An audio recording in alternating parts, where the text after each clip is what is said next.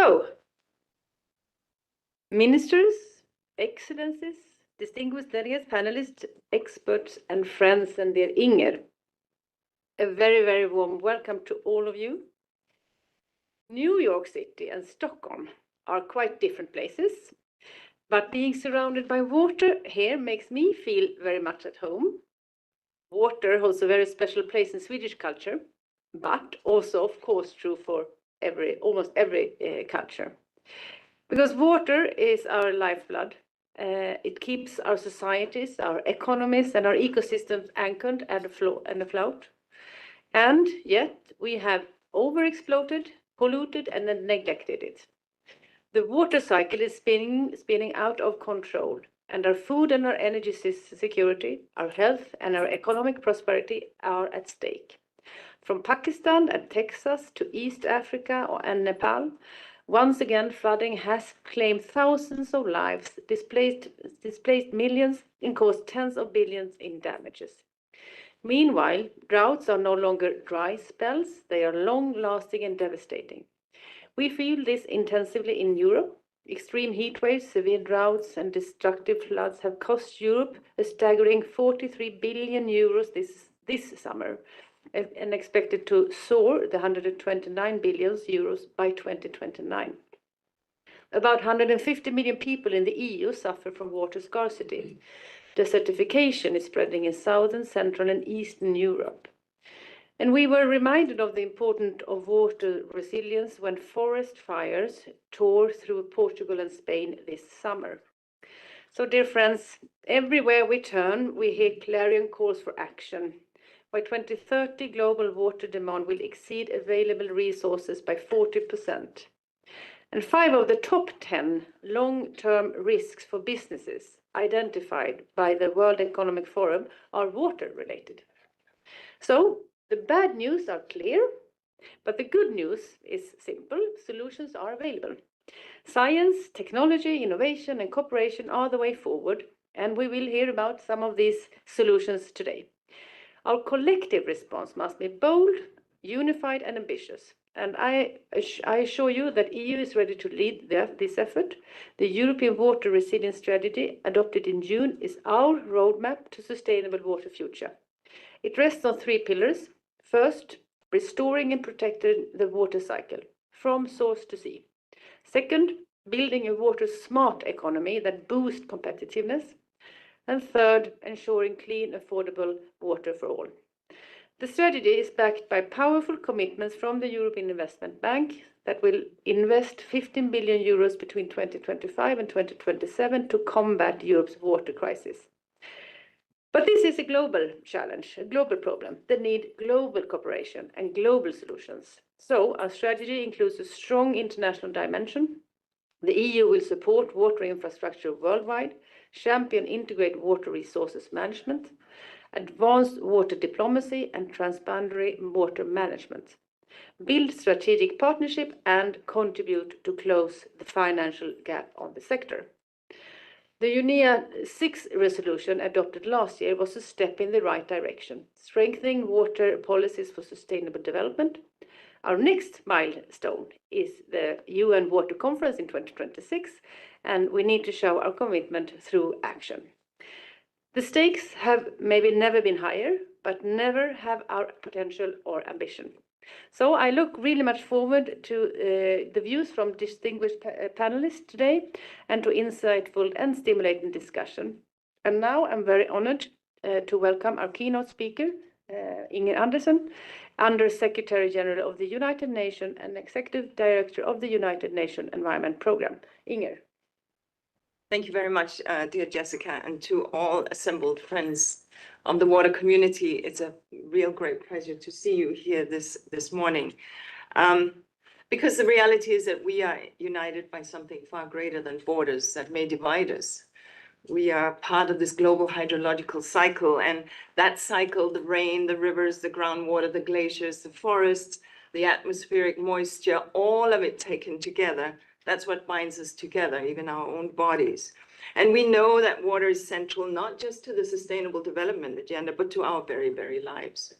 And yet, we are neither managing, nor respecting, this water. We are, in fact, carelessly squandering it, this most precious resource, without which we can't exist, and the impacts of this carelessness is felt by billions of people. So we all know that as part of addressing what we in UNEP refer to as the triple planetary crisis, the crisis of climate change, the crisis of biodiversity and land loss, and the crisis of pollution and waste, we all understand that we have to adopt a holistic approach to the global hydrological cycle, encompassing blue and green water, but also the rivers in the sky. As was highlighted in the Global Commission on the Economics of Water report, the global hydrological cycle is a global common good. This is well understood. Water, nutrients, sediments, and of course pollutants, they move continuously through the system from source to sea, from upstream to downstream. And water, as I said, does transcend boundaries. But just to give one example, atmospheric flows play a crucial role in global rainfall patterns, creating these rivers in the sky that run from one distant continent to another. Ecosystems, particularly forests, breathe out and create that moisture that gets transported to the next continent and falls as rain on an arid place. These act as natural pumps in a system, recycling rainfall and contributing to atmospheric moisture through evapotranspiration. And all of this means that the whole thing is connected, our tropical forests, our water, etc. And we can't be ignoring that. So friends, we are seeing a growing recognition of the need to protect this vital resource. The 2023 Water Conference, so many member states present here and beyond, of course, scaling up through the Water Action Agenda. This is really well received and well appreciated. And as you mentioned, Commissioner, there was a UNEA resolution also pushing this. At COP29 in Baku, we saw the Baku Dialogue for Water for Climate Action that was launched. And I also very much welcome the European Water Resilience Strategy, which sets a good example of how we're going to integrate these things, not keep it in its silos, because the whole thing is connected. Today, I want to just mention 5 areas where integrated policy, clear interconnected action that can ensure that our commitments translate into resilience and that the cycle is restored and protected rather to allow further decline. First, we have to revive and scale monitoring and observation of the full water cycle. If we don't know what we have, then how can we manage it? So we have to deploy all the networks and the tools, the ground station, the remote sensing, the river flows, the glacier melt, the snowpack tracking, the soil moisture and ground levels, all of that together, so that we can capture the full hydrological cycle of the blue, the green, and the atmospheric, and ice and snow. If we don't do that, we'll be surprised when things happen. But that should not surprise us. We have the technology to do just that. And that's the number one thing that we have to do. Secondly, we have to reevaluate the hydrological cycle as a common good. It sounds obvious. My wastewater is your rainwater, my runoff is your harvest, and so on and so forth. We are all connected. Water is not merely an input factor or a commodity. The hydrological cycle must be treated as a common good. That means valuing its ecological services, because it's when nature sweats that hydrology works, right? So the cycle is important, not just what's in the ground or what's in the rivers or in the lake, the whole system. And that means that we have to understand that soils retain their moisture, that forests exist and thrive, that ecosystems are vibrant, that wetlands exist, because it's all part of that broader stuff. So we have to stop the subsidies and the land use practices that degrade those very ecosystems that allow nature to breathe. Third, we have to integrate nature across the climate, the biodiversity, and the land use and the pollution agendas, i.e. ensuring that what we have siloed has a pillar or a beam that runs right across, that's called water. We can't act in silos. What we do in agriculture affects forests. Our wastewater management impacts biodiversity. What happens with land use upstream affects rivers downstream. Changes in climate and atmospheric moisture and rainfall distribution impacts others. So we have to embed that water resilience into our climate plans, into our biodiversity plan, and into our agricultural policies, and into our overall economic setting and policies.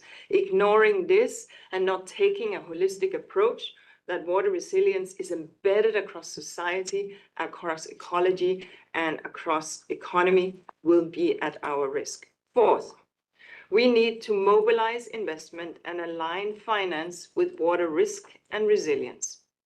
Now, commitments exist, but finance lags.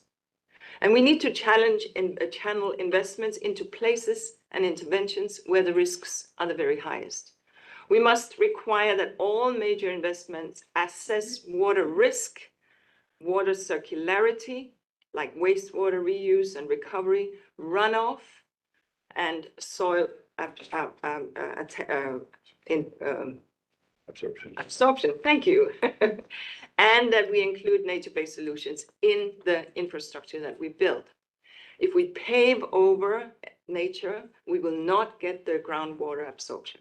And so we have to use innovative infrastructure, we have to use blended financing, we have to use innovative instruments, and public-private partnerships taken to scale. And finally, fifth, we have to ensure that we have inclusive water governance and that we hear the voices of those who are most affected and often those who are rarely heard. This cycle binds us all, but the impacts of the negative effects of our mismanagement of this cycle are not felt equally. Discussions on water resilience must meaningfully reflect the realities and the priorities of the global South, which is what we saw underscored in the Africa Water Investment Summit. And communities in semi-arid regions, in small island developing states, in regions dependent on glacier melt, people with less capacity to adapt, these are the regions already suffering more. So decision-making and instruments must reflect their realities. Now, a lot is happening in a number of upcoming moments. Belém, obviously, COP30, there, together with our friends from Baku, we and many others with the COP30 presidency will host the first high-level meeting on the Baku Water Dialogue. Please support this. And this will have to turn the commitments made under the declaration in Baku into real action. We also, at the United Nations Environment Assembly, hope that there will be some real movement on the hydrological cycle. I hope that member states will push on this. And then, as you mentioned, we have the upcoming water conference in 26. The global hydrological cycle binds us all, as I said, ecosystem, economies, and people. And the water in one country's lake this year will become another country's forest the next year. And we need to understand that interconnectivity. We need to protect it, because when we create a water resilient world and a water secure future for all, then we have a more sustainable future for the world. Thank you.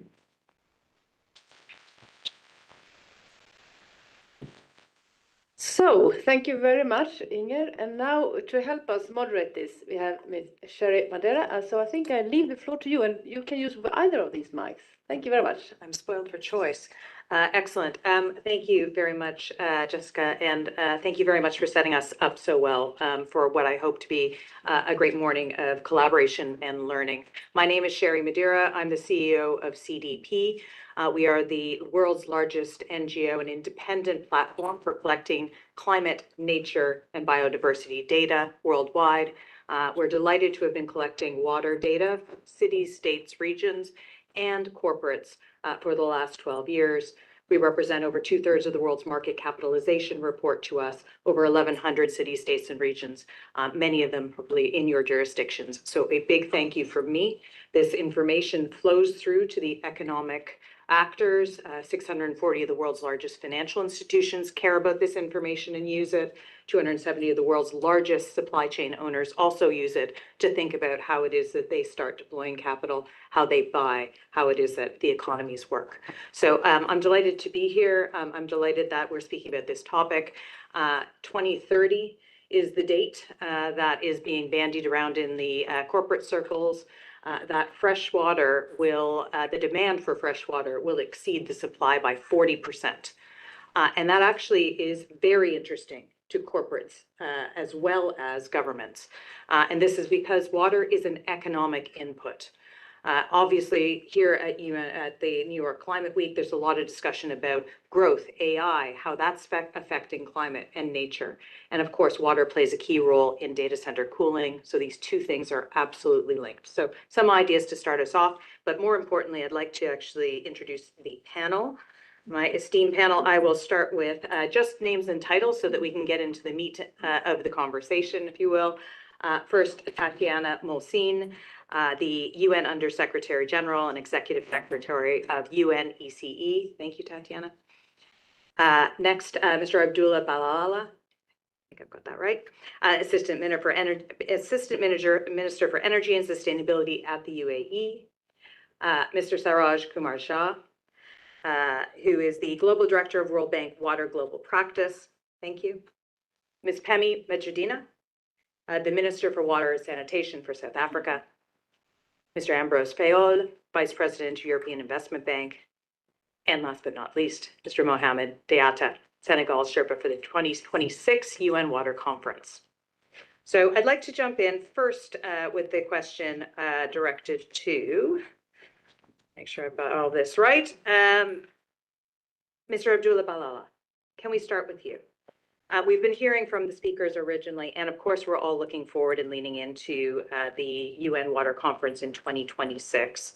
As a conference co-host, could you share with us your vision of the conference's outcome and its contribution to strengthening global water resilience and enhancing global water governance, please? Thank you so much. Good morning, everyone. First, allow me to express my appreciation to the EU and for you all for being here today. And the leadership EU is demonstrating in terms of launching the European Resilience Water Strategy. I think that's an example for us all on how we should all elevate water and bring it back at the top of the international agenda, but also domestically. As you know, we started this journey almost 1.5 years ago. And the findings and the numbers are shocking. One of the biggest lessons, one of the findings I would say is we don't see water as important as any other topics. And when we picked this up after Tajikistan and Netherlands hosted the UN Water Conference in 2023, we were rallying our efforts for COP28 at that time in 2023. We dedicated a full day for water during COP. We pledged $150 million as the UAE in that day. And in parallel, we were working, and because we are firm believers of technology and innovation, we were working on the Mohammed bin Zayed Water Initiative. And we launched it in February, 3-4 months after COP28. The reason I'm mentioning this is that every one of us has a role to play. And this has to be elevated at a leadership level. And this is the intention. One of the outcomes we are thinking of is to bring heads of states, ministers, decision makers, financial institutions, really to see how important is water. Because at some point in time, this will be the currency and the commodity we all will be trading against. So we better as an international community to be ready for it. Second thing, we're focusing on approaching this domestically as well. So at the state level, the United Arab Emirates is updating and upgrading its water security plan, which is similar to the European Water Resilience Strategy, where we're introducing and pushing boundaries on our targets. One of the targets, for example, is to maximize the storage capacity we have for emergencies. Another target is to reach 95 to 98% in terms of reusing all the water we have. As of today, the UAE treat 95 to 98% of the water used. But again, reusing it is the part we want to excel at by 2036. I cannot forget the way we've run our consultations. We want to make sure, we wanted to make sure that no one is left behind.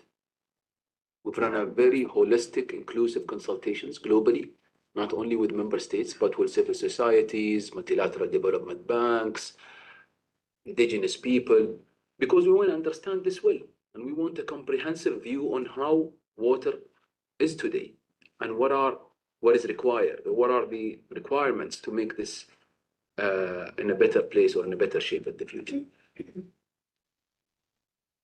The findings of the consultations and how holistic it was resulted in getting a consensus in the PGA meeting in July 9th. And that's a signal that, yes, we can work together all, because we had a consensus, if we have the right frameworks for it.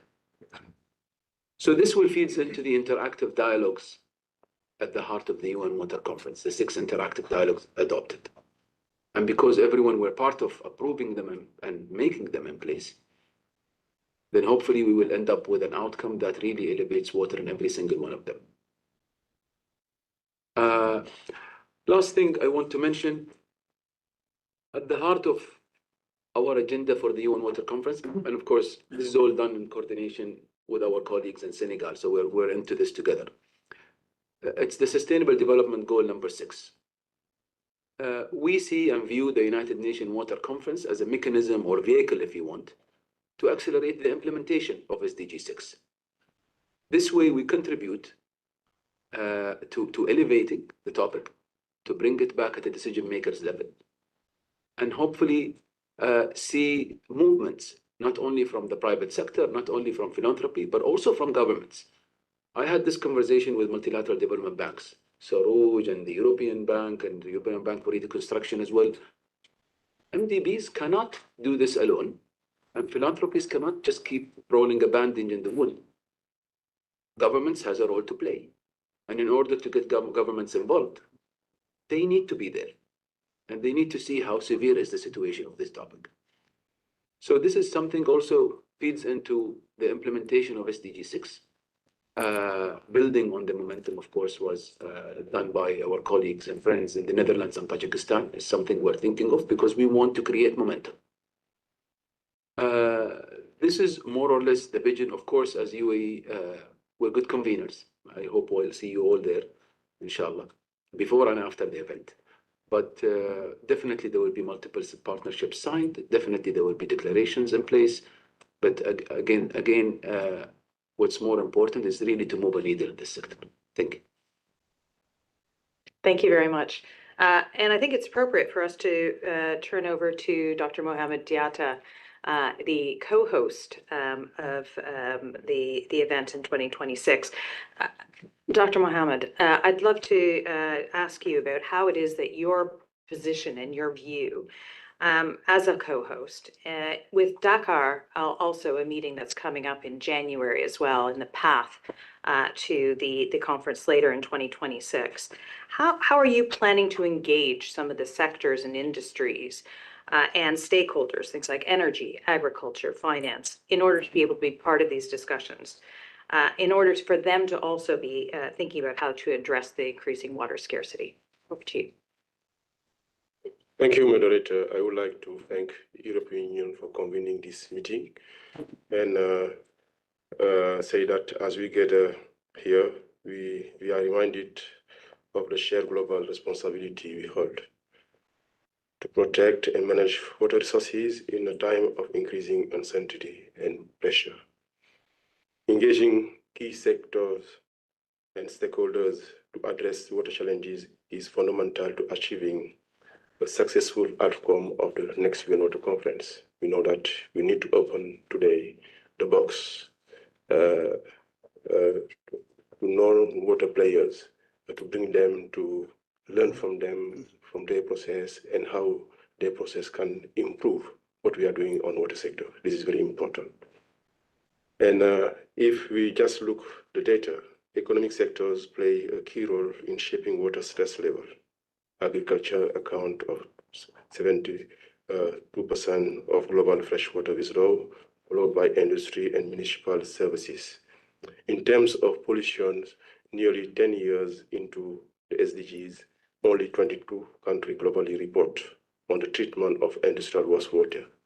We have critical data and knowledge gap about factors affecting water quality. And 9 of the 10 disasters triggered by natural hazards during the last decade were related to water. Water-related disasters account for nearly 95% of infrastructure lost and damage. And we cannot find solution to these complex situations without embracing leaderships and partnerships from agriculture, industry, energy sectors, cities, local government, and of course, the finance and investment sector. As co-host, we receive strong feedback from many states and stakeholders during consultation process and 1 year's consultation His Excellency Malala mentioned to make sure that the 26th UN Water Conference address a cross-cutting nature of water. We have proposed the agenda around the dimension of sustainable development, water for people, water for prosperity, water for planet, water for cooperation. This interconnects water with all other SDGs and sectors, but this is not sufficient. We add water in multilateral processes, sure that we connect water with other discussions in other key intergovernmental processes related to climate, disaster, biodiversity, desertification, and drought, just to mention a few. And finally, we add investment for water. We must sustainably address the means to implement. We need finance, how we can unlock finance for water, capacity, technology. This is not only way to accelerate. So as a starting point, the structure is in place for a cross-sectoral dialogue with key sectors and stakeholders at the table. And in the road to 26th UN Water Conference, we are pleased to announce you that we are going to organize a high-level preparatory meeting in Dakar, in Senegal. This meeting will serve to align priorities, foster convergence among stakeholders, and give decisive impetus to the content of the interactive dialogue.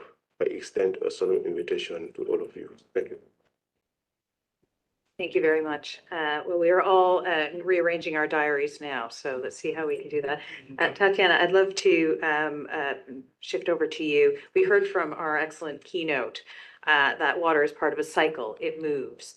It doesn't stay in the same place, which means that transboundary water management is absolutely critical to getting this right.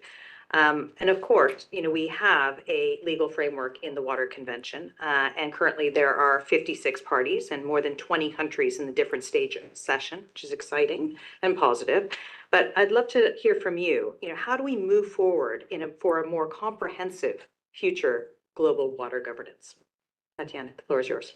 Thank you so much. And thank you, first of all, I would like to express gratitude to our host, not only for convening us here, but also for starting with the view from their own country, from Sweden. And it reminded me, because I spent 3 years in Sweden as a career diplomat, so 2010, so it's been more than 15 years ago. But it reminded that regardless of the countries where you are, so the challenges when it comes to water, you cannot be safe, even if you are surrounded by water or you have lots of resources. This is really a key challenge, which is common to all of us.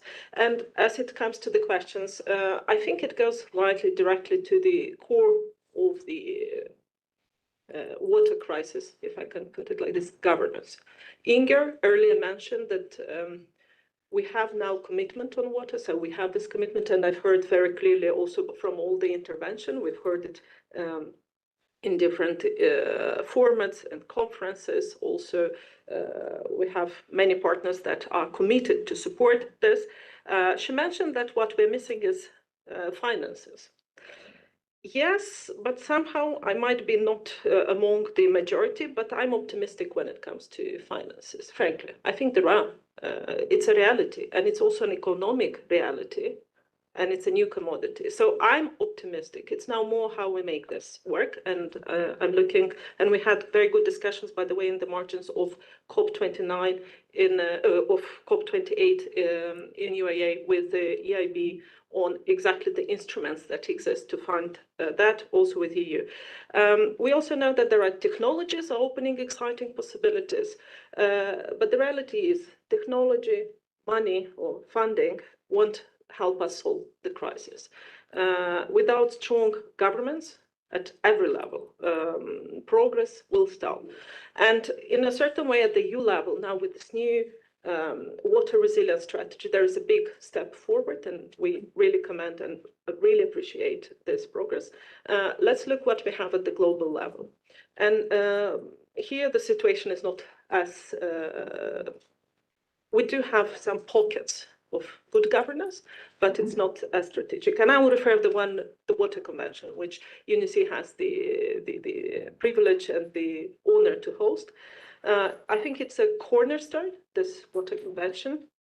Why? Because it's a one of the few really legal instruments, so that is obligations and all that comes with that, in the intergovernmental framework in the UN system that drives exactly transboundary water cooperation. We have principles of international law that are like gold standards for how states should share and manage their waters. But it's not only about the legal or the rules only, it also comes with a lot of tools, guidance, and supports projects on the ground how to achieve that. And I have to say that in a time when we see a multilateral crisis, also, I'm very pleased to see that on this kind of practical matters, and I see it every time we meet with different discussions on the Water Convention, it shows that multilateralism works, yes? Countries can cooperate. All countries, regardless of their political dialogue, do cooperate on water. And we have a few examples, I won't mention them now. But this is also relevant because water scarcity is growing. I think we've heard all the statistics. And shared basins where resilience is made or lost. 56 countries, 20 more acceding, yes, path to accession, over 130 that do participate, so without being a part in the meetings. The last one we had in Slovenia in October, so there were definitely more than 100 different members that were there. We have from the recent accession, it's from Africa, Middle East, Latin America, and Asia, Bangladesh, I think, most recently. So it's really a global with Bangladesh, we are moving towards that. What we need to do, or I see three directions: more cooperation, more engagement. Data shows that cooperation is patchy. This is what I've mentioned at the beginning. We see many advantages where cooperation solves the problem. The Senegal or Mauritanian aquifer basin is really a good example. Second, a stronger intersectoral cooperation and smart use of technology. I think Inger also spoke about this. You know, they have energy, ecosystems, climate. And third, we need a stronger UN system coordination and coherence on water. Where does this leave us? 2026 UN Water Conference will be really a key moment to drive actions and commitments. So good luck to all of us, and first of all to the host countries for having this as successful as possible. Thank you. Fantastic. Thank you very much. Well put. Well put. I'd like to move over to you, Pemi Majidina. Firstly, let's thank you and South Africa for putting water back on the G20 agenda, and also for hosting the AU AIP Water Investment Summit, which is, again, the stepping stones to making the end of 2026 so successful. My question is, how could G20 partners be instrumental in stepping up regional cooperation on water and contribute to increasing global water resilience and closing that financing gap? Please, over to you, Pemi. Thank you very much, Moderator. Excellencies, ministers were here, the banking institutions here. Thank you so much, ladies and gentlemen. You started with the two gentlemen who are co-hosts of the UN Water Conference 2026. Allow me to be a flower girl, because two men, so I'm a flower girl in water. and I will support them. Thank you very much. The water is not really elevated to the top by our global leaders. Water is the by the way thing, and I had to push my way for it to be on the G20 sidelines. It was not put there, so I had to threaten all of them to say, if you don't put water, I will close water and open sanitation. Everybody will just dance in sanitation if water is not put on the agenda. So they knew that, and I would close water throughout. So they had to come closer to this. If we are all saying water is an enabler, water is a peace broker, water is central to socio-economic development, water must find expression in G20, in G7, in World Economic Forum, in the main stage here in UNGA. So if all of us could push for the fact that all our global leaders must then say, gone are the days where water will be a sideline, will be on the sideline margins of the debates. It must be right in the main stage. If we are to see SDG 6 being implemented, we must all, as countries, as the public-private partnership, ring fence and invest in water. You see, most countries, they sell water to their communities, to their industries, but they don't ring fence the water sales back to invest in water infrastructure. The water infrastructure is decaying.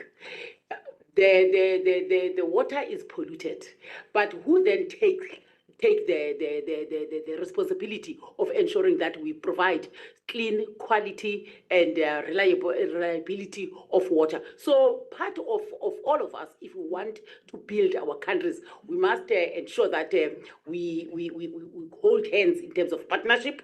We must ensure that new technologies are employed in ensuring that we sustain the water infrastructure. Thank you. Right, Kobanizan.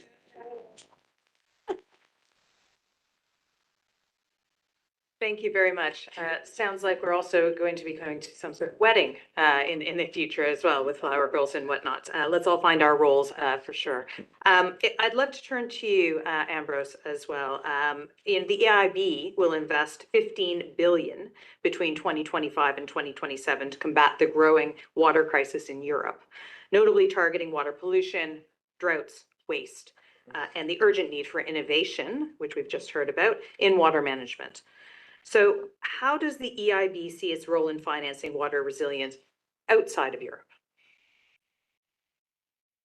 Should I do that this year? Okay. Thanks a lot, and many thanks, Shai, for the question. Excellencies and dear friends. I mean, for EIB, water is one of the key priorities that we have for our climate policy.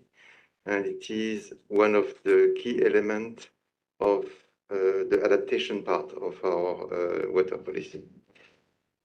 About half of what we do for adaptation comes from the water projects that we do. And we do year after year, more or less 5 billion euros. This is growing because the needs are growing. And of course, the strategy that you have mentioned about the water resilience program is completely aligned with and has been prepared with the European Commission and it's the access to water strategy that Commissioner Roswall has mentioned. So in terms of how much, the figures are up, and they are up also because what we can do as multilateral development banks, I'm sure Saroj will also say the same thing, is to make investors come in projects that we finance. And that's why what we expect is that this new strategy over the last 3 years will lead to $40 billion in new projects that are mobilized thanks to us and the partners that are coming with us to the projects. Now, after saying the what, I would like to say to do the how much, what. And I give you two examples. One is a project that we do with several other partners, the World Bank, a few development financial institutions as well, is the project that is called the water desalination and conveyance in Jordan. That's a big project, very important one, that takes water in the Red Sea, make it after a desalination process that is done through, renewable energy one that are solar panels that do that. And the water is transported to Amman from Aqaba, so that's 450 kilometers. And that's going to bring water supply to a place that is really water scarce around the region of Amman. And that, to me, that is really a strategic project for maintaining also the population activity there. And the second project that we mentioned is a very different one. It's in Barbados, a project that we have done with the Inter-American Development Bank and the Green Climate Fund. It's a debt swap operation that has allowed, thanks to the fiscal space that the debt swap operation allows to do, to upgrade the wastewater facility that they had in the south of the country to make it a modern water reclamation facility. And that has as an impact that it can be used for agriculture, for the ground water recharge. It also helps with avoiding that the pollution goes into the sea and threatens the reefs that are around the Barbados. And it protects the ecosystem. So that's something that really is an interesting project.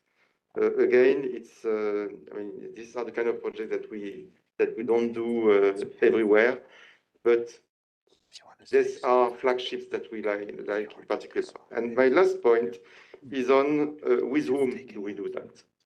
And I say that because we have done a big job this year and presented in Sevilla the first report of the multilateral development banks on water. This is strange that it is the first time that we do a report on water, but this is also the signal that there is a willingness to do more together. Saroj and the team at EIB have been at the heart of the work on that. The figures are important for what we finance together, but even more than the figures, what is important is also the willingness to say we are going to do more. And when we say we are going to do more, I think it's important for two reasons. One, because we need technical assistance and capacity building. And that's something that more support can help to do. And second, because of course these policies on water are not isolated. You are not going to do in a city a water project if you don't do how to deal with energy, with waste with wastewater, so it's really something that has to be integrated, and that's why also it's often big projects. And I will finish by one point: things that we are not good enough at. One of the points that Inge and the Commissioner mentioned, a circular economy, we are not good enough at. We need to do more of that. That's not easy. Biodiversity, we are not doing that enough. These are small projects, often difficult, but also this is what we need to develop to help cope with the big problem created in water. Thank you. Thank you very much. And we're going to move to another multilateral development bank, Saroj. World Bank Group is one of the biggest multilateral development banks, and you're increasing your financing and technical assistance to benefit millions in water-stressed regions. Thank you. In 2026, the UN Water Conference will host a new interactive dialogue on investment for water. How do we make that successful? Thank you very much, Sherry, and good morning, everyone. like others, I want to first of all commend EU for the new water resilience strategy. And the reason I say this is that I'm not really a water person. I've been in different jobs in the World Bank, worked on various things. But one thing I felt coming to this is that we really don't have a water crisis. We have a leadership crisis in water sector. We really don't manage this resource well. So we have a management challenge. And I think EU taking that step forward, I really commend you for that. Let me come to your point, Sherry, because you probably have limited time. So I'll make 3 points. First, on the structural issues in the water sector. We heard many people talk about the economics of water. I think a lot of that conversation happens to be on a very macro scale. The reality, the economics of water is really not working. If you really look at the cost of revenue, most developing countries recover only 26% of the operating and maintenance cost of the water services. Where does the rest of the money come from? Developed countries, they recover pretty much the full cost of O&M or the water services. So in a way, as a result of this, you really have a very serious operational and financial challenges in all the water sector across the developing countries. And unless we fix that, you're going to basically end up with a huge fiscal crisis in the sector. The Jordan country was just mentioned. Jordan, as of today, has 16% of their total debt coming from water sector. But it is really not on the books of the IMF, because IMF looks at top 3 sectors and see where the fiscal crisis is. Somebody also talked about the debt. Today, the total global debt in the world is 3 times the global GDP. So something is wrong in the way the fiscal space is being managed. And unfortunately, water is actually only exacerbating the fiscal crisis because we are not really managing the economics and the fiscal side of the water, and we got to fix it. Therefore, smart water pricing. I'm fully aware of the political economy. I understand the social challenges. We leave it to the governments how they want to do it. But unless we tackle that issue of cost recovery, we are not going to be able to fix the problem. I mean, my sister from South Africa is here. I'm from India. We know this problem. But unless we tackle this head on, you're not going to be able to solve the problem. This is not a technical problem. It's a political problem. You've got to fix this. The point I'm trying to make is that there are very serious structural issues in the water sector, one of which is the pricing, but there are others. I will not go into the detail because there's not much time. What we essentially are proposing at the World Bank Group is a longer-term engagement in the sector as a result of our new strategy. Longer-term essentially engagement means that we help countries really focus on the water policies, water institutions, and water-related regulations, including the pricing. This will take time. It will not happen overnight. And we are establishing instruments on the ground with a 15 to 20-year horizon with the World Bank Group commitment. We call it multi-phase approach and program for results. The second point I want to make is that leveraging. Total collective, multilateral, bilateral, public financing all put together, you're talking about $120 billion a year for water supply and sanitation. That's what we are spending. This includes 92% coming from the governments, 8% coming, about 7% coming from the MDBs, and the rest is bilaterals and philanthropic and private sector. There is very tiny from private sector, by the way. But this is less than half of what is needed only for water supply and sanitation. Does not include irrigation, does not include water storage, and so on and so forth. So clearly, the sector is suffering from very high levels of underinvestment, not only under management, but also underinvestment. And I think we got to really change this.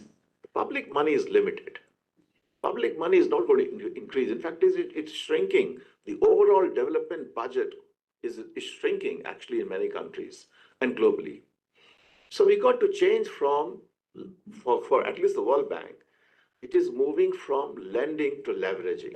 How do we use public money that we bring to the countries to mobilize more private capital to the countries in the sector? And that is linked to my first point, that unless you have smart water pricing, private sector is not coming. You got to really look at how to make that work. So leveraging is going to be essentially the key strategy for us to going forward. And my final point links to what the Under Secretary General of UNEC said. I'm a strong believer that without water cooperation, we cannot tackle water security.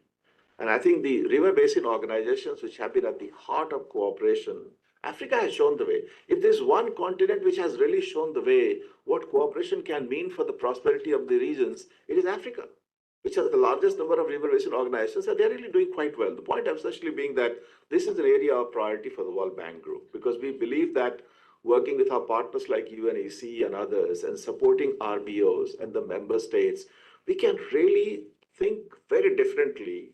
And an idea that we have floated is that these river basin organizations need to become river basin development banks. So they go to the market, they raise money. Now, how can we help RBOs to become RB banks, essentially to really mobilize more commercial and more private capital? And I think that's something we are currently working on. I'll stop here. Thank you very much, Saroj. If I could put an element of hope from the private sector into the room. We've just recently, yesterday, published a report. Out of the 25,000 companies that report to CDP, 8,500 report on water. Of that, 5%, only 5%, but it is growing, actually start calculating an internal water price. That is a real price, not what comes on their water bill. And again, encouraging how that starts becoming a reality, starts understanding how it is that you can price that. The investors in the rooms that I've been in the last few days are encouraging that number to start becoming part of the everyday finances of corporates who are looking at financing. So perhaps there's a bottom up and a top down that can happen here.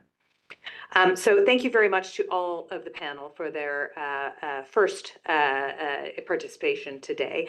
I'd like to open it up to questions, and we do always have a pump primer for the questions.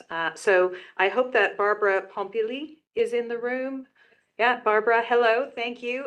Could I turn to you for the first question? And as we move, if people could actually sort of wave emphatically to me for questions, and we have two interventions that I will also bring in as well as we go. So we're going to make this interactive. Barbara, over to you. Thank you very much, and thank you all for your insight on this topic. I'm sure we are at a moment where water can become one of the most important issues in the multilateral discussions. Some of the elements you've emphasized on, and that's we saw when we were preparing the One Water Summit last year, is that water policy really suffers from a siloed and short-term approach, and often some weakness in planning and governance. And clearly, for the upcoming United Nations Water Conference, maybe we should have this discussion around the need to integrate water in all the policies and integrate water in some global plan in the country's action. And we are talking a lot about country platforms, about protection on forests, for example, or the Just Energy Transition Partnership, which are also country platforms. I think we should maybe have a global view of including water in the development project of the country. So, and it could be the best way to resolve the problem of the short-term financing, which is really a problem when you talk about water, because you need to build water infrastructure, and you need to insert water in energy policies, and so on and so forth. So it is very interesting, this idea of interactive dialogues that you will put in place in the order of to prepare the water conference. So it could be one of the subjects. And the last thing I wanted to emphasize is that my concern, and it was raised by Tatiana, for example, is the lack of leadership, political leadership on this issue. Water is always in the side events of multilateral COPs, for example. And I think if there is not clearly some leaders speaking about that loudly and deciding to put this item at the top of the international agenda, we will not succeed in anything. So thank you, Madam Minister, because you said that very well. And maybe we should think about how to do that at the occasion of the next water conference. Thank you. Thank you, Barbara. I've got a couple of indications to come in, and then I'll actually ask the panel if they have any responses. We do have two interventions that I'll bring in at that point, and again, see the responses from the panel. Sir, to Barbara's left and Tatiana's right, please, I don't have the benefit of all of the name cards, but please, the floor is yours. Yes, first of all, thank you so much. Water on the agenda is quite important. My name is Paul Rübig. I'm a member of the European Economic and Social Committee. We're an advisory body for European institutions and for global institutions. And I'm the rapporteur on water since many years. And we put the heavy pressure on the European and the global development. On European level, we developed a lot of legislation. But of course, to bring it into the reality, that needs a lot of incentives. We know if we implement our legislation, which is now on the top table and which is concluded, we would need approximately 250 billion euro till 2030. And the question is, incentives could be provided. You know, the big insurance companies, the people who are really in the big scale, they need a return on investment. They need the right security to invest for 30 or 50 years. So we should look to instruments and options and also look into the impact of the options, how we can get rid of the risk in investing in water infrastructure. Thank you. Thank you, Paul. I'm going to take the gentleman second from the end, and then I've got... Thank you, Chair. My name is Greg Pewley. I'm with the UN Office for the Coordination of Humanitarian Affairs, and I would just like to offer a brief observation about the importance of water and sanitation from a humanitarian perspective, and then pose an open question for the excellent panelists that we heard. So, as we all know, climate-related disasters are accelerating. In a typical year, OCHA manages the Secretary General's Central Emergencies Response Fund. In a typical year, we would spend around a third of the Central Emergency Response Fund in responding to climate-related disasters. That's drought, severe storms, flooding, and we fear increasingly extreme heat. We know we need to expect this to increase, and we also know that these are almost all fundamentally about water and access to water and sanitation.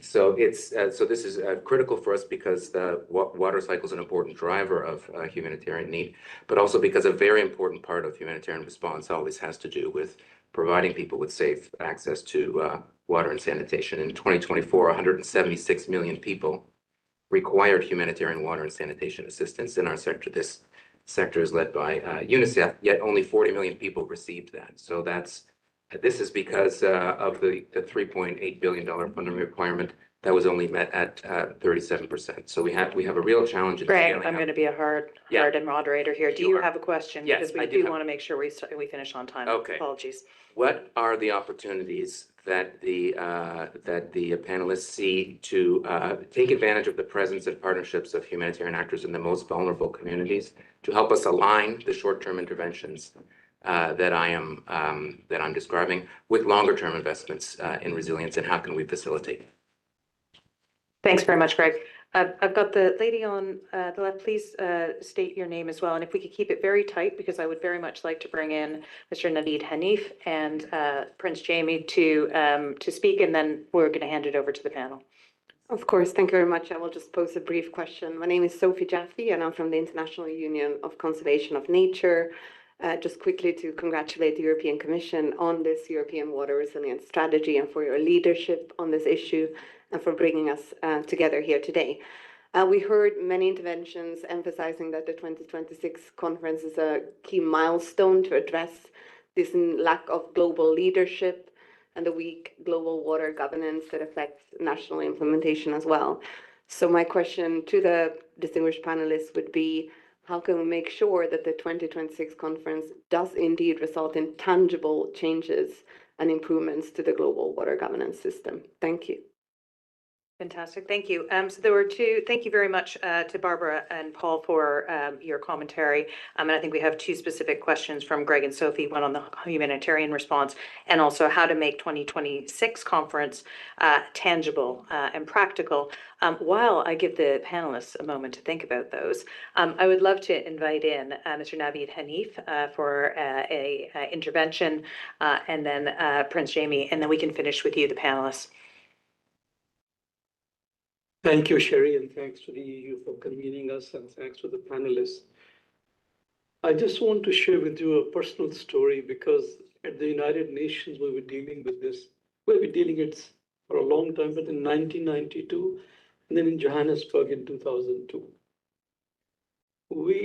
I must emphasize, it's a very complex issue because there is a deep social dimension to it. So when we came out of Johannesburg in 2002, the Rio Plus 10 summit, I was given the task to draft in terms of reference for UN water. And just look at UNICEF says basic right, don't touch it, no price. FAO says agriculture usage, it's right to food, it's directly linked, so be careful. Don't talk about pricing. UNEP comes in, hydrological concept, please save it. Just imagine the sectors I had to deal with in drafting the TORs for UN water, because UN could not speak with one voice on the water issue. Huge chapter in Agenda 21 in Johannesburg on integrated water management resource, IWR we call it. And I agree with Inger and Tatiana, no dearth of solutions. So let me conclude with 3 points. First and foremost, unless, and this is a problem of mindset in society. If you tell someone, oh, there's a tariff on electricity, they're all willing to pay. There is tariff on water, riots on the streets. So mindset has to change in societies.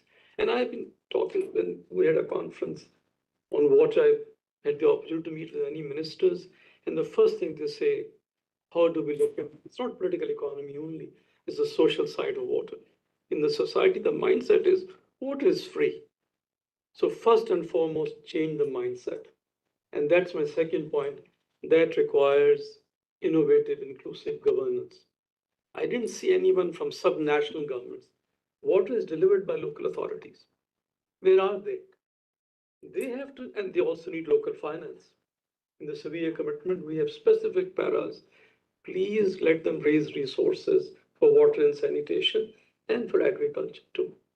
So local governments, subnational governments, national governments, they have to come together when it comes to the issue of governing water for societal outcomes, for economic outcomes, for development outcomes. We cannot treat water as one entry point. Pricing is important, but that doesn't have. South Africa had riots in the 90s when they put locks on water taps with pricing. You can't do that in a society. But agriculture, you said you should do that. So that's my second point, inclusive governance globally and nationally. That's the way to proceed. Lastly, and there, I think Inga, I couldn't agree more with her. Hydrological cycle as a common good. We have to come together because of the cross-border nature of water management, unless we declare it as a common global public good, we can't come together to manage it. So just 3 points for you. And I just want to share with you that we have dealt with demands repeatedly to create intergovernmental bodies in water management. And member states are deeply divided. That tells you how difficult the issue is. Thank you, Sherry. Thank you very much. As the climate envoy of the Netherlands, it's wonderful to be here with all of you. I liked very much which Jessika and Tatiana started with personal stories. And I think we all at the UN conference, it's good that we start with personal stories to tell that this is a real issue and that it's close to us, and then move towards the global awareness and governance issues. The personal story of the Netherlands is really much part of our national identity. 1/3 of the country is under the sea level. 55% of our economy is in that area.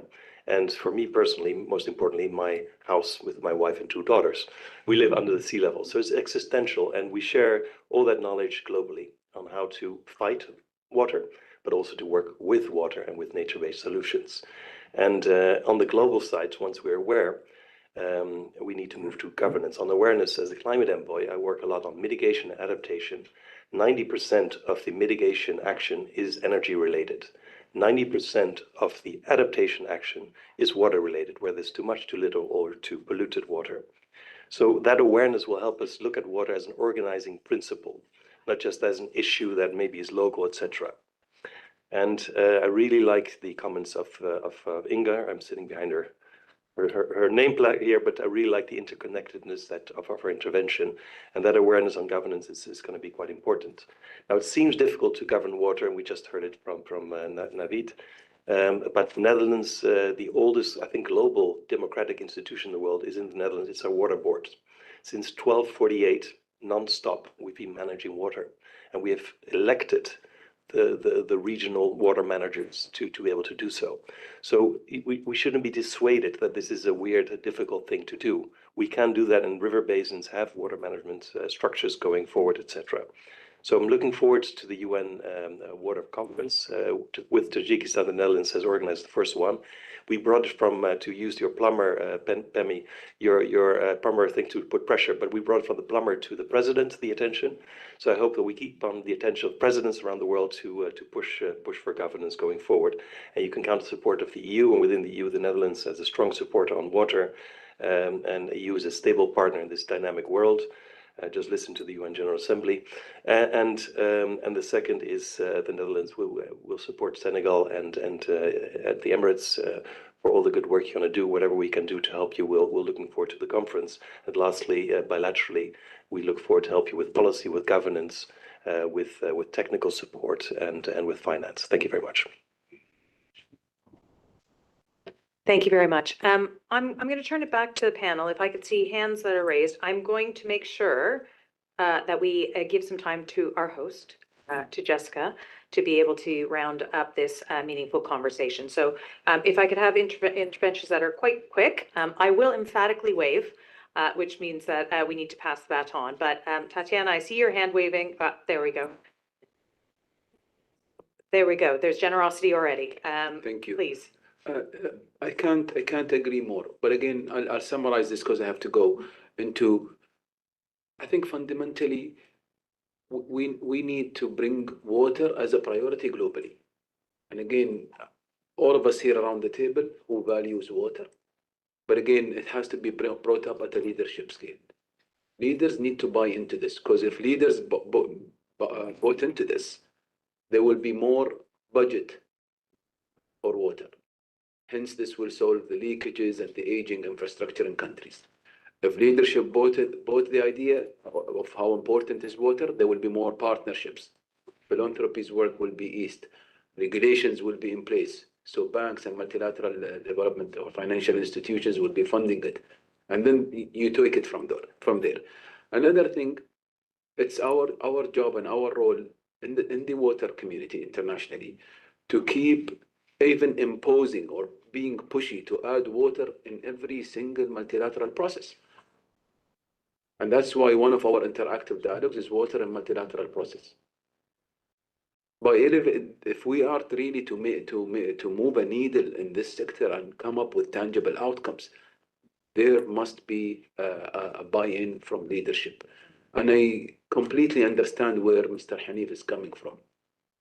We are hosting with Senegal the UN Water Conference, and until now we face difficulties or having a good understanding on the mandates between the UN water organizations. Sometimes we get lost on who we should speak to.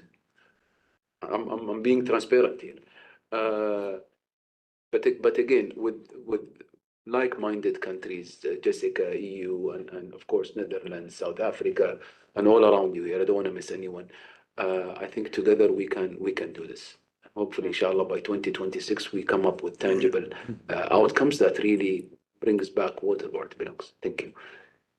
Thank you. Tatiana?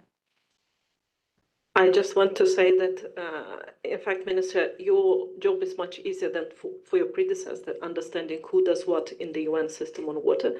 I'd like to praise all my colleagues because we have the first UN system-wide strategy on water, which is a breakthrough, believe me. You know how difficult, not only in the UN, but in any government, is to decide who does what. So we have that. Now it's more to work, and we have a strategy to do that. So I hope it will make it easier to understand how we can work together. So we, the UN agency, put this effort into working.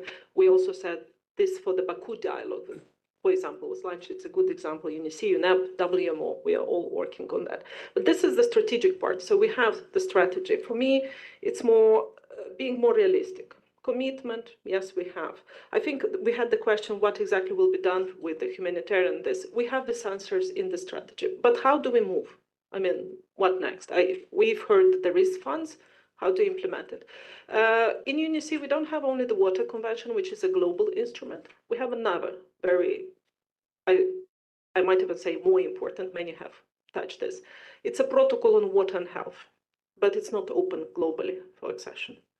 Water and health or sanitation has been a constant, even bigger challenge, but we haven't seen global commitment or leaders being ready to have an ambitious, agenda. In my region, and it's the name is Europe, it's very misleading, US, Canada, Central Asia, Turkey, so they are all members of UNICE.